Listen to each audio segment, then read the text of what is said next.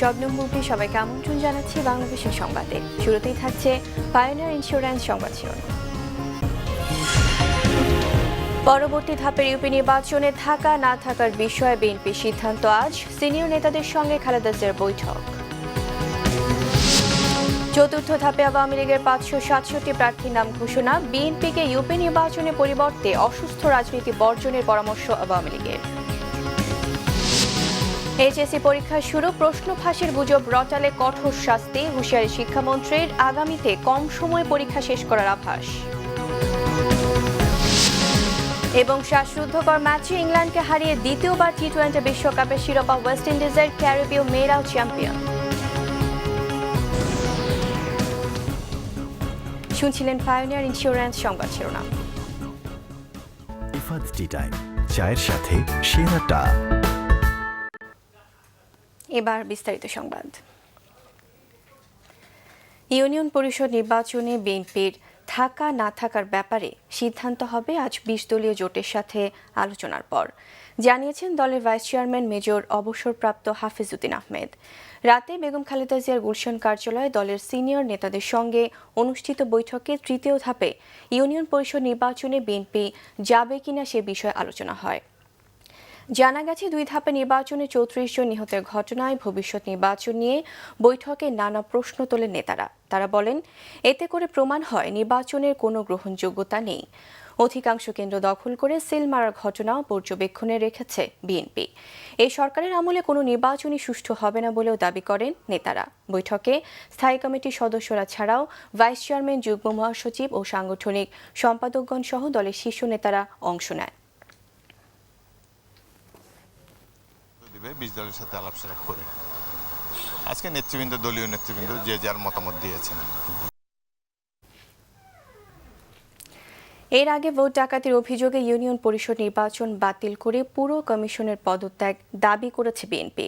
নয়াপল্টন কার্যালয়ে সংবাদ সম্মেলনে এ দাবি করেন দলের সিনিয়র যুগ্ম মহাসচিব রুহুল কবির রিজভী। এ সময় তিনি বলেন, সুষ্ঠু নির্বাচন করতে পুরোপুরি ব্যর্থ কমিশন, বরং প্রত্যক্ষ পরোক্ষভাবে ভোট ডাকাতিতে সহায়তা করেছে কমিশন। রিজভীর অভিযোগ, ভোটের নামে নিষ্ঠুর তামাশা আওয়ামী লীগের ঐতিহ্য। পরাজয়ের লজ্জায় বিএনপি নির্বাচন থেকে সরে দাঁড়াবে। আওয়ামী লীগ নেতা মাহবুবুল আলম হানিফের এমন বক্তব্য সমালোচনা করে রিজভী বলেন, 30 জনের বেশি নাগরিক শিশু হত্যায় কেন সরকারের লজ্জা হয় না? এদিকে ইউপি নির্বাচন বর্জন না করে অসুস্থ রাজনীতি বর্জন করতে বিএনপিকে পরামর্শ দিয়েছেন আওয়ামী লীগের যুগ্ম সাধারণ সম্পাদক মাহবুবুল আলম হানিফ। চতুর্থ ধাপের ইউনিয়ন পরিষদ নির্বাচনের 567 জন দলীয় চেয়ারম্যান পদপ্রার্থীর নাম ঘোষণা করেছে আওয়ামী লীগ। রাজধানী ধানমন্ডিতে আওয়ামী লীগ সভানেত্রীর কার্যালয়ে সংবাদ সম্মেলনে হানিফ বলেন, দেশে নির্বাচন ব্যবস্থা ও নির্বাচন কমিশনকে বিতর্কিত করতে ষড়যন্ত্র করছে 71-এর পরাজিত শক্তি। হানিফ আরও বলেন, আগামী ইউনিয়ন পরিষদ নির্বাচনগুলো শান্তিপূর্ণ দেখতে চায় আওয়ামী লীগ। এদিকে সহিংসতা বন্ধে আইনশৃঙ্খলা বাহিনীকে আরও কঠোর হবার পরামর্শ দেন তিনি। জাতির পিতা বঙ্গবন্ধু শেখ মুজিবুর মেমোরিয়াল ট্রাস্টের সভা অনুষ্ঠিত হয়েছে। গতকাল সন্ধ্যায় ধানমন্ডির 32 নম্বরে বঙ্গবন্ধু ভবনে এই বৈঠক অনুষ্ঠিত হয়। এতে সভাপতিত্ব করেন ট্রাস্টের চেয়ারপারসন প্রধানমন্ত্রী শেখ হাসিনা। সভায় বঙ্গবন্ধু স্মৃতি জাদুঘরের উন্নয়ন সহ দেশব্যাপী শিক্ষা প্রতিষ্ঠানসমূহে পরিচালিত ইতিহাস কথা বলে সংলাপ থেকে স্বাধীনতায় বঙ্গবন্ধু শীর্ষক শিক্ষামুখী কর্মসূচির অগ্রগতি নিয়ে আলোচনা হয়। এছাড়া ট্রাস্ট এবং সাব কমিটির রিপোর্ট নিয়েও আলোচনা করা হয়। এ সময় ট্রাস্টি শেখ ফজলুল করিম সেলিম, আইনমন্ত্রী অ্যাডভোকেট আনিসুল হক, শেখ হেলাল উদ্দিন এবং সদস্য সচিব শেখ হাফিজুর রহমান উপস্থিত ছিলেন। আগামীতে আরও কম দিনে শেষ করা হবে এসএসসি পরীক্ষা। সরকারের পরিকল্পনার কথা জানিয়েছেন শিক্ষামন্ত্রী। এবার সুষ্ঠুভাবে পরীক্ষা অনুষ্ঠিত হচ্ছে বলেও দাবি করেন তিনি। রবিবার সকালে শুরু হয়েছে এইচএসসি সমমানের পরীক্ষা। প্রথম দিনে বাংলা প্রথম পর্বের পরীক্ষা অনুষ্ঠিত হয়। সিদ্ধেশ্বরী গার্লস স্কুলে পরীক্ষা পরিদর্শনে যেয়ে শিক্ষামন্ত্রী বলেছেন, ফেসবুকে প্রশ্নপত্র ফাঁসের গুজব রটালে তাদের বিরুদ্ধে কঠোর ব্যবস্থা নেওয়া হবে। পরীক্ষাকে কেন্দ্র করে কোনো শিক্ষকের বিরুদ্ধে অনিয়মের অভিযোগ পাওয়া গেলে তার বিরুদ্ধে কঠোর ব্যবস্থা নেওয়ারও হুঁশিয়ারি দেন শিক্ষামন্ত্রী। এবছর দেশের 8টি সাধারণ মাদ্রাসা, কারিগরি সহ 10টি শিক্ষা বোর্ডের অধীনে মোট 12,18,628 জন শিক্ষার্থী এইচএসসি ও সমমানের পরীক্ষা অংশ নিচ্ছে। এই সংখ্যা গত বছরের চেয়ে 1,44,744 জন বেশি। পরীক্ষার্থীর মধ্যে 6,54,114 জন ছাত্র এবং 5,64,514 ছাত্রী। ঘোষিত সময়সূচি অনুযায়ী তৃতীয় পরীক্ষা শেষ হবে আগামী 9 জুন। এরপর ব্যবহারিক পরীক্ষা 11 জুন শুরু হয়ে শেষ হবে 20 জুন। সাভারে ট্যানারি শিল্প স্থানান্তরের সময় আরও 7 দিন বাড়ানো হয়েছে। এ সময় হাজারীবাগে আগের মতো কাঁচা চামড়া ঢুকবে জানিয়েছেন বিসিক চেয়ারম্যান হযরত আলী। রবিবার বিকেলে বিসিক ভবনে সংবাদ সম্মেলনে তিনি কথা জানান। এর আগে গতকাল সকালে বঙ্গবন্ধু আন্তর্জাতিক সম্মেলন কেন্দ্রে জাতীয় এসএমই মেলা 2016 উদ্বোধন অনুষ্ঠানে শিল্পমন্ত্রী আমির হোসেন আমু জানিয়েছিলেন, হাজারীবাগের ট্যানারি শিল্প কারখানা অবিলম্বে সরাতে হবে। সব চামড়া পচে গেলেও সরকারের কিছুই করার নেই। হাজারীবাগে আর কাঁচা চামড়া ঢুকতে দেওয়া হবে না। মন্ত্রী জানান, ট্যানারি সরাতে বাধ্য করতে হাজারীবাগে কাঁচা চামড়া প্রবেশে নিষেধাজ্ঞা দিয়েছে সরকার। 40 থেকে 60টি ট্যানারি কারখানা সাভারে কর্মকাণ্ড শুরুর ব্যাপারে সরকারের সব প্রস্তুতি সম্পন্ন হয়েছে বলে দাবি করেন তিনি। গুটি কয়েক মানুষের জন্য 16 কোটি মানুষের জীবন বিপন্ন করা হবে না বলে মন্তব্য করেন আমির হোসেন আমু। এদিকে এখনও প্রস্তুত হয়নি সাভারের ট্যানারি শিল্প এলাকা। দু একটি কারখানা প্রস্তুত হলেও নানা জটিলতায় তারা উৎপাদনে যেতে পারছে না। অধিকাংশ প্রতিষ্ঠানের অবকাঠামো নির্মাণ প্রাথমিক পর্যায়ে। জটিলতা রয়েছে গ্যাস, বিদ্যুৎ, পানি সংযোগ লাইন স্থাপন নিয়েও। 2003 সালের আগস্টে একনেকে সাভারের হেমায়েতপুরে চামড়া শিল্পনগরের অনুমোদনের পর প্রকল্পটির সময় বেড়েছে বেশ কয়েকবার। তারপরও প্রস্তুত হয়নি 200 একরের পরিবেশ বান্ধব এ শিল্পনগরী। হাজারীবাগ থেকে ট্যানারি স্থানান্তরে সরকারের অনড় অবস্থানের পর হেমায়েতপুরে নির্মাণ কাজে গতি বেড়েছে। 155টির অধিকাংশ প্লটেই চলছে কর্মযজ্ঞ। আইনি জটিলতায় ডজনখানেক কারখানার নির্মাণ কাজ বন্ধ, আবার দৃশ্যমান কাজ দেখাতে ব্যর্থ হওয়ায় কয়েকটি প্লটের বরাদ্দ বাতিলেরও প্রস্তাব এসেছে। সম্প্রতি কেন্দ্রীয় বর্জ্য পরিশোধনাগার সিইটিপির 2টি মডিউল পরীক্ষা করা হয়েছে। এখনই চালু করা যাবে, কিন্তু তার জন্য দরকার অন্তত 5000 ঘনমিটার বর্জ্য, আর তার জন্য চালু করতে হবে অন্তত 50টি কারখানা। পুরো প্রজেক্ট শেষ হয়নি। পুরো প্রজেক্ট শেষ হতে মানে শিডিউল টাইম অনুসারে জুনে শেষ হওয়ার কথা, কিন্তু পার্শিয়ালি বলতে পারি আমি।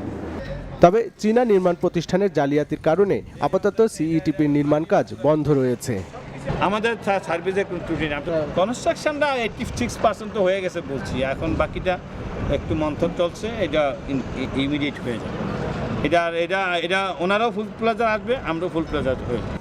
একমাত্র রিলায়েন্স ট্যানারি স্থায়ী বিদ্যুৎ সংযোগ পেয়েছে। চামড়াও নিয়ে এসেছে প্রতিষ্ঠানটি, চালু করেছে ভারী ড্রামও। তবে সিইটিপির সংযোগ লাইন স্থাপন না হয় চালু করতে পারেনি ফ্লাশিং মেশিন। আমের চামড়াটা পরিষ্কার করা হবে, জিল্লি, মাংস, চর্বি, এটি সব পরিষ্কার করা হবে, কিন্তু এইটাই সবচেয়ে বেশি ময়লা। চামড়া জগতের ভিতরে এই ময়লাটাই হলো বেশি। এই ময়লাটা যাওয়ার মতো কোনো সিস্টেমই নেই।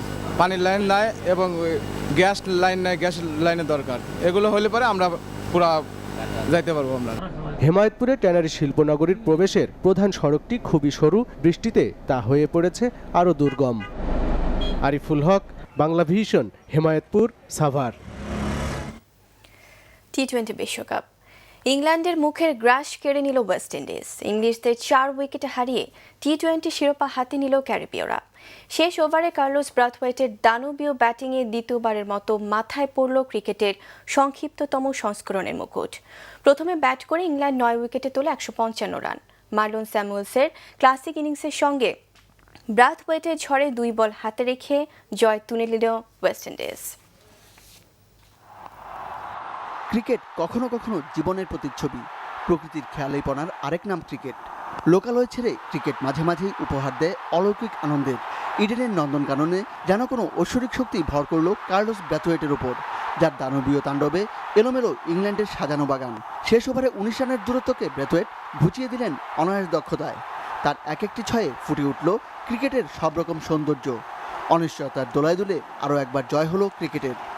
আবারও ক্যারিবিয়ান ক্যালিপসো সুরের মূর্ছনায় মাতল ক্রিকেট বিশ্ব।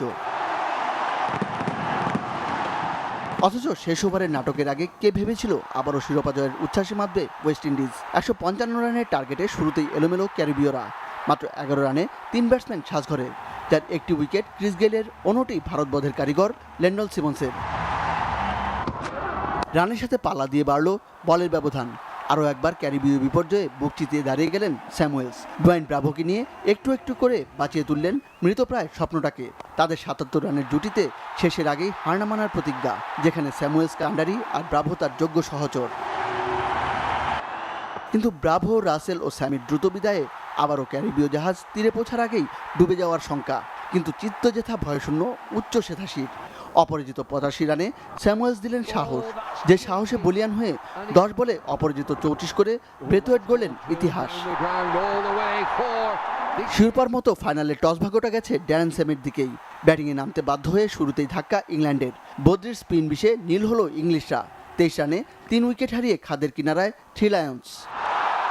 আক্রমণকেই প্রতিরক্ষার সবচেয়ে ভালো উপায় ধরে নিয়ে মাঠে নামলেন জরুট। জস বাটলারের সাথে ৬১ রানের জুটিতে ঘুরে দাঁড়ানোর সুযোগ পেল ব্রিটিশ সিংহরা। জরুটের ৫৪ রানে শেষ পর্যন্ত ইংলিশরা থেমেছে ৯ উইকেটে ১৫৫ রানে। এই ইডেন গার্ডেন্সেই ১৯৮৭ ওয়ানডে বিশ্বকাপে অস্ট্রেলিয়ার কাছে ফাইনালে ৭ রানে হেরেছিল মর্গানদের পূর্বসূরিরা। জয়ের সুবাস ছড়িয়ে আরও একবার ইডেন অভিশপ্ত হয়ে রইল ইংলিশদের কাছে। Monir Hossain Khan, Bangla vision, sports desk. নারী টি-20 বিশ্বকাপ। প্রথমবারের মতো টি-20 বিশ্বকাপে স্বাদ পেল ওয়েস্ট ইন্ডিজ নারী ক্রিকেট দল। ফাইনালে তারা ৮ উইকেটে হারিয়েছে অস্ট্রেলিয়ার মেয়েদের। আগের ৮ বারের সাক্ষাতে কখনোই ওজে মেয়েদের হারাতে পারেনি ক্যারিবিয়ান মেয়েরা, তাই ফাইনালেও ফেভারিট ছিল অস্ট্রেলিয়া। টস জিতে শুরুটাও দারুণ করে অজে মেয়েরা। ১৫ রানে প্রথম উইকেট হারালেও দ্বিতীয় উইকেটে ভিলানি ও অধিনায়ক ল্যানিং দলকে এনে দেন শক্ত ভিত্তি। দুজনের জুটি ৭৭ রানে, দুজনের ব্যাট থেকে এসেছে ৫২ রানের দুটি ইনিংস। তাদের সঙ্গে পেরির ২৮ রানে অস্ট্রেলিয়া পায় ১৪৮ রানের পুঁজি। কিন্তু ক্যারিবিয়ান নারীরা শুরু থেকেই ব্যাট করেছে চ্যাম্পিয়নের মতোই। অধিনায়ক স্টেফানি টেইলর ও ম্যাথুজ ১২০ রানের উদ্বোধনী জুটি গড়ে জয়ের পথটা সহজ করে দেন। ম্যাথুজ ৬৬ ও স্টেফানির ব্যাট থেকে এসেছে ৫৯ রান। এই দুজনের উইকেট হারালেও জয়ের জন্য ভাবতে হয়নি ক্যারিবিয়ান নারীদের। ডটিনের অপরাজিত ১৮ রানে ৩ বল হাতে রেখে জয় উৎসব করে ওয়েস্ট ইন্ডিজের মেয়েরা। শিরোপা জয়ের পাশাপাশি ম্যাথুজ হয়েছেন ফাইনাল সেরা আর স্টেফানি পেয়েছেন টুর্নামেন্ট সেরার পুরস্কার।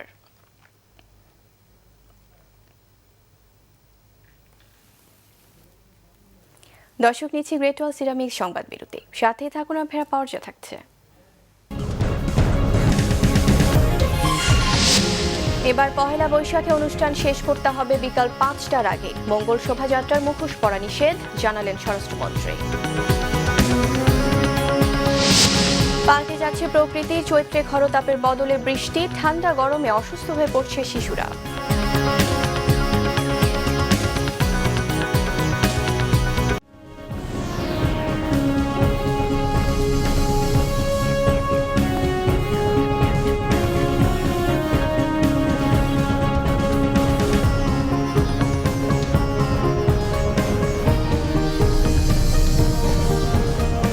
স্বাগত আরেকবার বাংলা ভিশন সংবাদে। পহেলা বৈশাখে বিকাল ৫টার পরে সোহরাওয়ার্দী উদ্যানে ও টিএসসি এলাকায় কোনো ধরনের অনুষ্ঠান করতে দেওয়া হবে না, জানিয়েছেন স্বরাষ্ট্রমন্ত্রী আসাদুজ্জামান খান কামাল। সচিবালয়ে সাংবাদিকদের তিনি জানান, সন্ধ্যা ৬টার পর ওই এলাকা খালি করতে আইনশৃঙ্খলা বাহিনীকে নির্দেশ দেওয়া হয়েছে। পয়লা বৈশাখ সামনে রেখে এক বৈঠকের পর স্বরাষ্ট্রমন্ত্রী বলেন, সবাই যেন সুন্দরভাবে দিনটি উদযাপন করতে পারে সেজন্য সব ধরনের ব্যবস্থা নেবে সরকার। নির্দিষ্ট পথে সবাইকে ঢাকা বিশ্ববিদ্যালয় এলাকায় ঢুকতে ও বেরোতে হবে। ওই সময় রমনা পার্ক, সোহরাওয়ার্দী উদ্যান ও ঢাকা বিশ্ববিদ্যালয় এলাকা সিসিটিভির আওতায় থাকবে। বসানো হবে ওয়াচ টাওয়ার। কেউ অপরাধ করে ওই এলাকা থেকে পালাতে পারবে না বলে জানিয়েছেন আসাদুজ্জামান খান কামাল। তিনি বলেন, মুখোশ পরে কেউ মঙ্গল শোভাযাত্রায় অংশ নিতে পারবেন না, আর ভুবুজেলা নিয়ে পয়লা বৈশাখের অনুষ্ঠানে অংশ নিতে পারবেন না কেউ। চৈত্রের খরতাপের বদলে হিমেল বাতাস কাটতে আরও ২-১ দিন লাগবে, জানাচ্ছেন আবহাওয়া অধিদপ্তর। চৈত্রের এমন চিত্র কোনো কোনো বছর স্থান বিশেষে দেখা গেলেও এবার মোটামুটি সারা দেশেই। বিশেষজ্ঞরা বলছেন, এটি জলবায়ুর মৌলিক পরিবর্তনেরই লক্ষণ। তা সর্দি কাশি থেকে শুরু করে ব্যাকটেরিয়াজনিত রোগ ছড়ানোর পাশাপাশি পরিবেশের ওপর বিরূপ প্রভাব ফেলবে বলে মনে করছেন বিশেষজ্ঞরা। চৈত্রের তৃতীয় সপ্তাহ শেষ হতে চললেও এবার দাবদাহের দেখা নেই। উল্টো গত কয়েকদিন ধরে প্রায় সারা দেশের আকাশই মেঘাচ্ছন্ন, থেমে থেমে বৃষ্টিও হচ্ছে, সেই সাথে শীতও পড়েছে। আবহাওয়া অধিদপ্তর বলছে, চৈত্রের আবহাওয়ার এই অনিয়মিত চরিত্র মাঝে মাঝে কোথাও দেখা গেলেও এবার দেশব্যাপী দীর্ঘ সময় ধরে চলছে। ২-১ দিন পর পরিস্থিতি পাল্টানোর আভাস দিচ্ছে আবহাওয়া অফিস। বৃষ্টিটার বেসিক কারণ হচ্ছে যে পশ্চিমা লঘুচাপের কারণে আমাদের এখানে এই সময় বৃষ্টি হয়, কালবৈশাখী ঝড় হয় বা আমরা অনেক সময় বজ্রবৃষ্টির মেঘ বলে থাকি এগুলোকে। সেগুলো যে কারণে হয় সে কারণেই হয়েছে, তবে এর সাথে যেটা একটু সংমিশ্রণ হয়েছে সেটা হচ্ছে যে পূবালি এবং পশ্চিমা বায়ু সাথে একটা সংমিশ্রণ হয়েছিল, যে কারণে এই বৃষ্টিপাতটা কিছুদিন কন্টিনিউ করেছে। এবং এই বৃষ্টিপাতটা ধরেন আজকেও কিছুটা থাকবে, কালকেও থাকবে। 5 তারিখের পর থেকে আমরা চিন্তা করছি যে এই বৃষ্টিপাতটা বেশ কিছুটা কমে যাবে। তারপরে আবার ঠিক বৈশাখ মাসে বা এই গরমের সময় যেমন স্ক্যাটার্ড রেইন হয়, থেমে থেমে হঠাৎ করে এক পশলা বৃষ্টি হলো ঝোড়ো বাতাস দিয়ে, বা কালবৈশাখী বলি বা যাই বলি বজ্রবৃষ্টির ঝড় বলি, সেগুলো হবে আর কি। বিশেষজ্ঞরা চৈত্রের এই মেঘ বৃষ্টিতে দেখছেন জলবায়ু পরিবর্তনের লক্ষণ। এই বৃষ্টি দাবদাহ থেকে মুক্তি দিলেও ছড়াতে পারে সর্দি কাশি সহ কিছু রোগ। বিরূপ প্রভাব ফেলতে পারে শস্য, গাছপালা, অবকাঠামো সহ সমস্ত পরিবেশের উপর। তো এইভাবে অসময়ে বৃষ্টিপাত অথবা অসময়ে আমরা দেখছি যে অধিক টেম্পারেচার কিংবা অল্প সময়ে অধিক বৃষ্টি কিংবা শীতের মৌসুম নয় কিন্তু শীত অনুভূত হচ্ছে, এটি হলো কিন্তু জলবায়ু পরিবর্তনের প্রভাব। বিভিন্ন ধরনের জলবায়ুজনিত রোগের যে হওয়ার, ঠান্ডা, কাশি, সর্দি যে সময় হওয়ার কথা নয় সেই সময়ে এগুলোর প্রকোপ বাড়ে। ব্যাকটেরিয়া এবং ভাইরাসের যে উৎপাত এগুলোও কিন্তু বেড়ে চলে, যে কারণে মানুষের যে স্টোমাকেও অনেক ধরনের এর প্রভাব পড়ে। শস্য থেকে শুরু করে অন্য সব যেগুলো পাওয়ার কথা, এই ধরনের জলবায়ু পরিবর্তনের কারণে জীবন এবং জীবিকার মধ্যেও কিন্তু তফাৎ চলে আসছে। ফলে জলবায়ুর এই পরিবর্তনের সাথে খাপ খাওয়াতে সচেতনতার সাথে সাথে প্রস্তুতিও প্রয়োজন বলে মত বিশেষজ্ঞদের। রকুনুজ্জামান, বাংলা ভিশন, ঢাকা। ঋতু পরিবর্তনজনিত ঠান্ডা গরমে অসুস্থ হয়ে পড়ছে শিশুরা। রাজধানীতে প্রতিদিন গড়ে 150 শিশু শ্বাসকষ্ট, সর্দি কাশি ও ডায়রিয়া নিয়ে ভর্তি হচ্ছে শিশু হাসপাতালে। ঢাকার অন্য হাসপাতালগুলোতেও একই সমস্যায় শিশু ভর্তির হার বেড়েছে। 8-9 মাসের শিশু রহমতুল্লাহ। ফুটফুটে এই শিশুটি এখনও হাঁটতে শেখেনি, বিছানায় তার ঠিকানা। তবে বাড়িতে নয়, এই বয়সেই তার ঠাঁই হয়েছে হাসপাতালের বিছানায়। সর্দি কাশি সহ নিউমোনিয়া আক্রান্ত হয়ে গত 1 সপ্তাহেরও বেশি সময় ধরে হাসপাতালের বেডে কাতরাচ্ছে শিশুটি। আর অসহায় মা নয়নতারা দিন গুনছেন কবে সুস্থ হয়ে উঠবে তার সোনামানিক। রহমতুল্লাহর মতো আরও অনেক শিশু হাসপাতালে ভর্তি হয়েছে ঋতু পরিবর্তনজনিত নানা রোগ নিয়ে। জ্বর আসে, আবার যায়, আবার হাত পা ঠান্ডা হয়ে যায়, আবার শরীরের মাথা গরম হয়ে যায়, আবার অনেক কাশতে নিঃশ্বাস কেমন জানি করে। বাচ্চার হয়েছে নিউমোনিয়া, শ্বাসকষ্টের সমস্যা।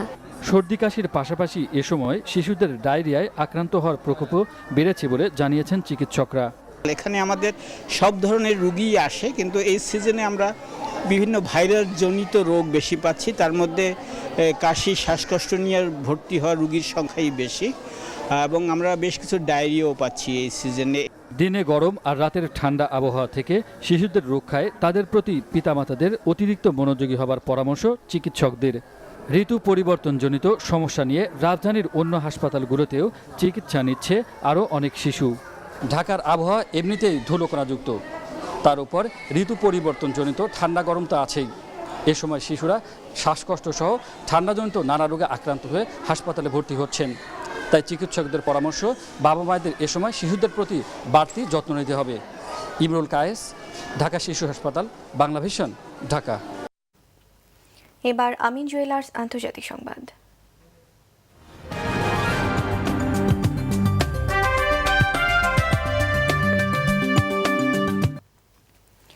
ভারতের পশ্চিমবঙ্গে আর কিছুক্ষণ পরে শুরু হচ্ছে বহু প্রতীক্ষিত পশ্চিমবঙ্গ বিধানসভা নির্বাচন। এতে ক্ষমতাসীন তৃণমূল কংগ্রেসের সাথে বাম কংগ্রেস জোটের হাড্ডাহাড্ডি লড়াইয়ের আভাস দিচ্ছে জনমত জরিপ। আজ ভোট হবে বাঁকুড়া, পুরুলিয়া ও পশ্চিম মেদিনীপুরে। 7 ধাপের নির্বাচন শেষ হবে 5ই মে।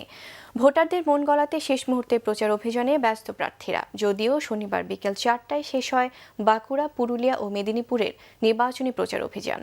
গেলবারের মতো ভালো অবস্থা অবস্থানে নেই ক্ষমতাসীন তৃণমূল কংগ্রেস। প্রতিদ্বন্দ্বী বাম কংগ্রেস জোটের সাথে তৃণমূলের হাড্ডাহাড্ডি লড়াইয়ের ইঙ্গিত দিয়েছে এবিপি আনন্দ নিয়েলসনের যৌথ জরিপ। 10 থেকে 21 মার্চ পর্যন্ত জনমত জরিপে তৃণমূল 178টি ও বাম কংগ্রেস জোট 110টি আসনে জয় পেতে পারে। যদি ফেব্রুয়ারির জনমত জরিপে 182 আসনে জয়ের সম্ভাবনা ছিল মমতা বন্দ্যোপাধ্যায় তৃণমূল কংগ্রেসের। ভোটে কারচুপি ও অনিয়ম ঠেকানোর হুঁশিয়ারি দিয়েছেন প্রধান নির্বাচন কমিশনার নাসিম জাইদি।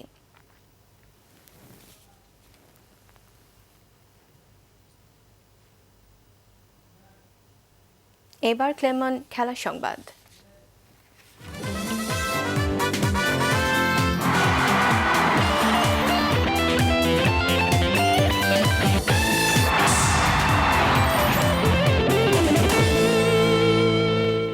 ফুটবল গোলের সুযোগ নষ্টের খেসারতে স্বাধীনতা কাপ ফুটবলের প্রথম ম্যাচেই হোঁচট খেল ঐতিহ্যবাহী দল আবাহনী। এগিয়ে থেকেও পয়েন্ট হারালো ফেনী সকারের কাছে। বঙ্গবন্ধু স্টেডিয়ামে 1-1 গোলে ড্র হয় ম্যাচটি। নাইজেরিয়ান সানডে চিজুবা সেনেগালের সারা কামারদের সাথে ইংলিশ ফুটবলার লি এন্ড্রু টাককে নিয়ে গড়া শক্তিশালী ফরওয়ার্ড আবাহনীর। ফেনী সকারের বিপক্ষে ফেভারিটের মতো শুরু করলেও আকাশী নীলরা আধিপত্য বিস্তার করতে পারেনি। প্রায় সমান তালেই লড়াই করতে থাকে ফেনী সকার। সুযোগ আসে 7 মিনিটেই, কিন্তু কাজে লাগাতে পারেনি রিদন। পাল্টা আক্রমণে 22 মিনিটে লিড নেয়ার চান্স মিস করে আবাহনীও। কুমার দাসের পাশে 5 হওয়াতে ব্যর্থ হন সানডে চিজুবা।